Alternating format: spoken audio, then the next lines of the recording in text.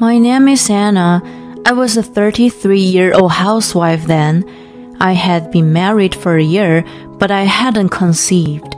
My husband Sean loved kids, and he'd been very excited about having his own from the beginning. But the storks never can. Sean grew impatient and told me to see a doctor. I went to see OBGYN, and after I had many tests done, my doctor concluded there was nothing wrong with me. Just as I was relieved, Sean declared, "I'm sorry, but divorce me." "Why?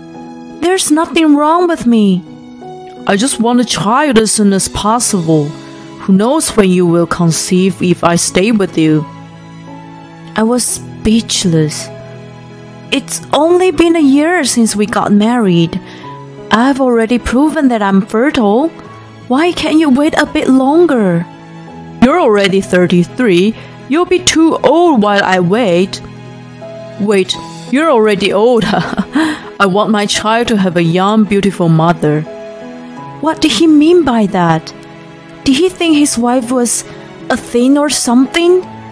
His remark stuck deep in my chest. I still loved Sean. I tried hard to persuade him not to divorce me, but he was adamant. We parted after only 1 year. I was so heartbroken and depressed that I couldn't think about anything else. As the months passed, I began to see his true color. He didn't love me as much as I thought he did. He really thought I was just a tool to have kids. I was convinced of it 2 years later. My friend Christy told me that he had a shotgun marriage with his new girlfriend.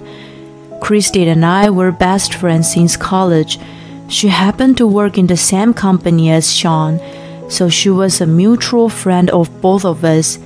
She was very easygoing and popular with everyone. Sean took an advantage of it and consulted anything to her. He was apparently seeing his new wife when you guys were still married. What? That means he was cheating on me. Right. He blamed you for not getting pregnant while he was fooling around outside his marriage. She banged a cup of coffee on the table and gave me a serious stare. Don't waste your time being sad about him. Find a new guy. I finally moved on after this. A year later, I got married again. I had been part-timing at a call center after the divorce and met Peter, who was 2 years older. After a half year of dating, he proposed to me. I'm very happy, but... Am I not the one for you? No, it's not you. I might have trouble conceiving. What do you mean? I told him in detail about how my ex and I got divorced. That's all? He laughed it off. Didn't the doctor confirm that nothing was wrong with you? Besides, conception is something the couple has to work together. Don't think of it as it's all your responsibility. I teared up at his comments. Even if we weren't fortunate, we just live our own life together. I will never forget his warmth when he held me in his arms as he said this. I was really happy in my new marriage life. He initiated doing housework and got things done around the house. Maybe because I was single for a long time, but it led me to you, so thank God for that. He said with a shy smile, which was so cute. He was good at Italian cooking too, and often cooked for me. Sean had never done any housework, and I believed all men were like him, so it was a nice surprise. I must have been really fulfilled. I found out I was pregnant 6 months after our marriage. During a routine checkup, the doctor said, "Congratulations!" I returned home in disbelief and gave the news to Peter. Seriously? Hooray! He picked me up by the waist in his excitement. "Hey, put me down!" Sorry. Too much for the baby." He immediately put me down and stroked my stomach. "I'm happy that you're excited." "Of course, it's ours." I saw him trying to hold his tears and I almost cried. "It's thanks to you. I feel so peaceful with you. I think that's why I was able to conceive." "Take good care. Don't push yourself too hard." I know. The next 9 months were like a dream. I hardly got morning sickness, and as soon as I got to the second trimester, I went shopping with Peter. It was so much fun to look through and get ready for the baby. One day, I received a call from Sean a week before my due day. I contemplated for a second and answered the phone. "Hello?" "Hey Anna, it's me." "Yeah, it's been a while." "I heard from Christy that you're having a baby, is it true?" "Yeah, it is. Why?" "Because I thought you couldn't get pregnant." What the heck was he talking about after all this time? I was lost for words. "I guess I should have been a bit more patient." He made an unbearable joke. "Are you kidding me? By the way, how's it going with your new wife?" What are you talking about?" He played dumb. "Doesn't matter. It's none of my business anyway. Bye." I hung up on him with a careless tone of voice. I wondered what the purpose of his call was. I told Peter when he got home from work. I didn't divorce him out of hatred, but it's creepy for him to call after all this time. Maybe he had a fight with his wife and wanted to vent on you. He didn't sound like that. He even made a rude remark that he should have been more patient. Maybe he wanted to congratulate you. Of course not. You're so naive. He chuckled, and I thought he was such a good-natured guy.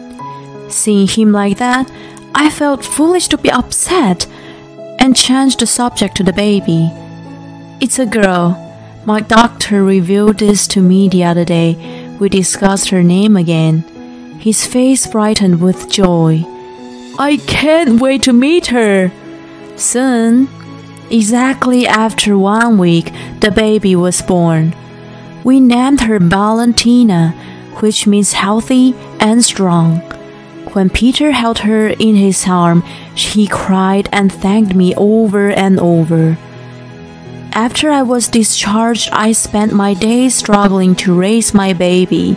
Of course, Peter was very helpful, but there were many things we weren't sure of and felt miserably. I wish our reliable parents were here at times like this. Oh well, both our parents live far away. Why don't you go back home with Valentina for a bit? No worry, it doesn't matter how hard it is. I want to stay here with you and her. We were exhausted after many sleepless nights of crying, but just looking at Valentina's face soothed me. 3 months passed, and by the time she was on a 50-50 split of milk and formula, we were finally able to sleep better. Then one day, Christy came over with a baby gift. "Oh my God, so adorable!"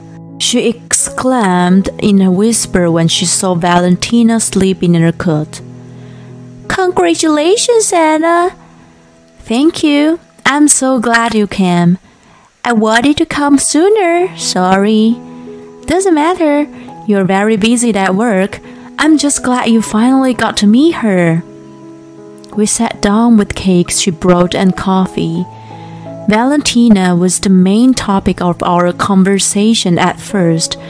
After I poured the second cup of coffee, Christy switched the subject. "I know it's not the best time to tell you this as you're in the happiest place, But will you listen to me?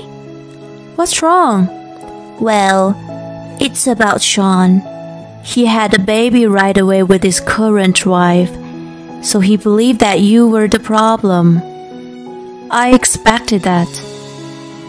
But when he found out you were pregnant, he changed his mind and started saying it may have been him with the problem. Way too late now, and I wondered if his head was okay. He does have a child, doesn't he? So what's the problem? He is an idiot. He is determined that it isn't his and accuses his wife of cheating. She looked disgusted. What in the world? That's over the top, don't you think? When he mentioned it, I really thought he was a true idiot. So, was he really serious? Yeah, he seemed. Even so, she consoled him. You know what he said to me then? Once a cheater, always a cheater. I can't trust her anymore. Say it who? He should have looked at himself in the mirror before commenting. Both of us were appalled. His wife was furious and went back to her parents after a big fight. I can't blame her. He was lost and whining about what to do, but I yelled at him it was none of my business. I laughed at my imagination of him being flustered then. Anyway, he is going through turmoil, so I worry that he might bother you. No worries, I got nothing to do with him anymore. I know, but he is illogical right now. I appreciated her concern and was reminded of her kindness. I will block him on my phone. That's better. I'll make sure he doesn't bother you again. We heard a cry from Valentina, who woke up from her slumber then. I picked her up in my arms. Christy asked to hold her with her arms stretched towards me. While we were cooing over the baby, I completely forgot about Sean. A month passed, and I kept busy taking care of Valentina. Sean had never contacted me. But then, his wife suddenly showed up with her child at the door. She got my address from Sean's mother. I informed them in case they needed me for anything. The wife of Sean was called Susan. She looked young, probably in her 20s, and was very pretty with big striking eyes. Her son, Tate, was almost 2 years old and looked exactly like his mom. While we sat down on the sofa, Tate played with Valentina on the floor. I'm very sorry for showing up like this. I have been wanting to apologize to you. Susan started the conversation first. Apologize? That's right. I had no idea Sean was married when we were dating. But then I felt guilty after what happened. I was perplexed and didn't want her to mention it after all this time. You came all the way to apologize to me? No, we decided to get divorced. What? You and Sean? Yes. It's not your concern, but I want to talk to you, so I showed up. She started pouring out her frustrations. Her story was indeed shocking. Sean scolded and yelled obscenities at me, so I showed him the proof of paternity with the DNA test. Then, wasn't the problem solved? Not at all. He used to call me dirty and said he married me only to have a child. He degraded me until the result came out. As soon as he was assured, he said, "Oh good, now we can have another child without worry." He turned 180 degrees. Can you believe it? She wasn't finished with her ranting. I for sure was a mistress, but that's because he lied to me. She banged the table. Calm down. Don't frighten the children. I'm sorry. She snapped out of her rage and hung her head down. So, you decided to divorce him? Right. He thinks women are tools to make babies. It doesn't need to be me. I understood her so well. That was exactly how I felt back then. If you asked me if I felt hatred towards her, it may slightly be true. However, the children are innocent. I looked at them playing happily and felt some pity for them. Fortunately, Sean's parents are on my side. They are astounded by his foolishness and even banned him from their house. They've always been good people. I agree. I have no idea how the song like that came out of them. We looked at each other and laughed. He is demanding custody, but I would never allow that. If he continues to argue, his parents tell me to get an attorney. And what are you going to do from now? I'll move back with my parents and look for a job. Best of luck to you. Thank you so much. I thought you might understand me, so I came to see you. Also, I'm worried that the idiot might stop bothering you. Please, watch out. I had lost the resentment towards her for our strange bond. We both don't have a knack for choosing men. I don't think so. You found a wonderful husband in the end. You still have a long way to go. She was all smiling when she left. I assumed we'd never meet again and wished for her happiness. A month later, Christy called and updated me that Susan and Sean's divorce was finalized. I changed my number so that I was never bothered by Sean. However, he was still telling people that it was my infertility that caused the problem back then. What a small guy. He keeps saying if you became pregnant sooner, there wouldn't have been any trouble. Christy was outraged over the phone. I was so fed up with him that I gave in an ultimatum in front of everyone. What did you do? I transferred him to a smaller branch. In fact, she was Sean's boss. She was excellent and had risen to the rank of department head. Isn't that abuse of authority? The enemy of women is the enemy of society. As she laughed out loud, I murmured the end for Sean. There's nothing wrong with wanting children, but if a man treats a woman like a tool to get what he wants, he has no right to exist in this world. Pitiful Sean is reprimanded by his wife and his boss, but he supposedly continues his disdain for women. Even at his new office, he's paying the price for getting involved with someone. There's no medicine to cure a fool. Maybe I'll curse him to have his private part chopped off.